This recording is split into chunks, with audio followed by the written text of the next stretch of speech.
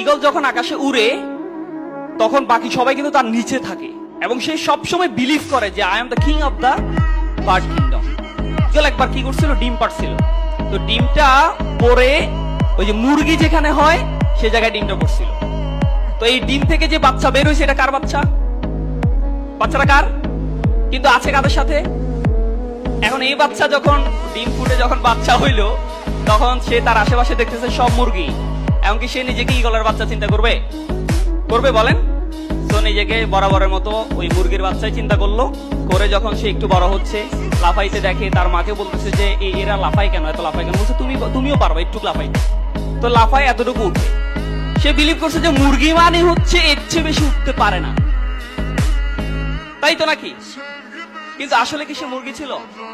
ছিল না। তো সে কিন্তু মুরগি না, সে কিন্তু ঈগল। সে যদি বিলিভ করতো যে I am the king of the bird kingdom, তখন কিন্তু সে আকাশে থাকতো। তাহলে এই যে বিশ্বাসটা, দৃষ্টিভঙ্গিটা, এটা যদি আমরা চেঞ্জ করতে না পারি, যত ক্যারিয়ার মিট আপ, যত স্কুল অফ ইঞ্জিনিয়ার, যত ধরনের মোটিভেশনাল সেশন আমরা নিই, বাট আমার নিজেকে আমি ডেভেলপ করতে পারবো না। এই জন্য আমাকে we have to change our attitude. এবং দেখেন, একটা দৃষ্টিভঙ্গি কিন্তু মানুষের জীবন পরিবর্তন করে দিতে পারে, পরিবর্তন করে দিতে পারে। এক লোক বক্তব্য দিতে আসছে, এরকম বক্তব্য দিতে আসছে আমেরিকার একটা শহরে। তো ওই শহরের বদনাম ছিল যে বক্তব্য খারাপ হলে ডিম মারবে।